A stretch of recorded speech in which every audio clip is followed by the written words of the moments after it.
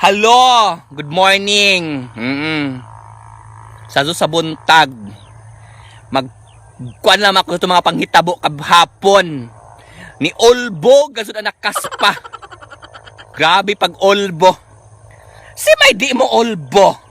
Zadtoy nag-post, tagalain lugar. Nan-isa ko no friend, naglaong, taga-kantilan isa friend na tag-mention pa gasod ang kantilan. Tag-mention ang barangay, tag-mention ang purok. Nazato ko no, sa kantilan ko no sa purok chorba. Nazato ko no confirm, confirm, Tinawa, grabe gasod isa post na kuan. Zaon ako no gasod.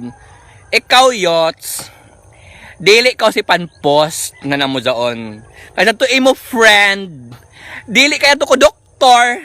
Nanay mo lang daso na confirm. Kaya una to yung laboratory sa ilabayay. Na mula ang raso ko na confirm. Di, anak mga silingan. Nangalisang. Ginoo ko si may di malisang. Na ato confirm naman badya. Nahala. Di ko man, magpalit na naton, nagpalit kami ng diaper dito sa isa ka tindahan sa kantilan. Ginoo ko, di ka makasuyod. Nagpanik buying ang mga tao. Ginoo ko.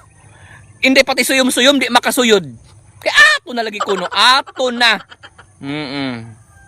Diin ako man. Pagsuyod nak, may hingkit ang kuna tao. Tag-kompra to alcohol? May pagkompra mo isab, na jari pa tao, iban mamalit. Bantay ramang gadzod na dyan, imo alcohol, dili mo zon, tunlon, di mo zon imlon mo. Di mo panhapyas, nakadik ka matapnan, imna. Di na ko man. Tagpauli ng mga estudyante tungod dyan to ng mga panhitabo. Ala, ay mga estudyante, arang lipaya. Waya gaso pati ni mga kuan, ya gaso sila malisang ko ato'y COVID. Basta kaya klase, lipay sila. Di, lipay kaya klase. Balik ta sa kabayot, ikaw yots.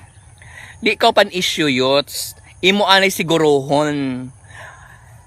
Mayagman dim, kazaton makaw sa lazo. Dili ka makokulkuan uno mga panghitabo.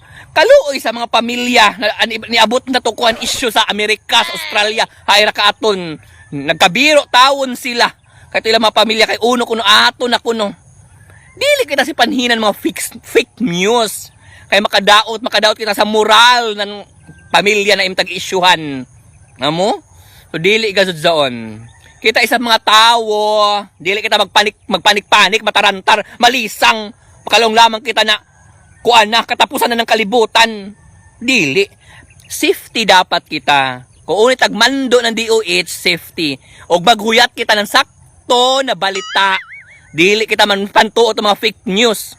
Normal maalarma, pero dili ka so magpanik. Amo? E basta nung mahuyog ka mo sagdan, kadali-dali nizo. So mura adto. Goodbye and be safe.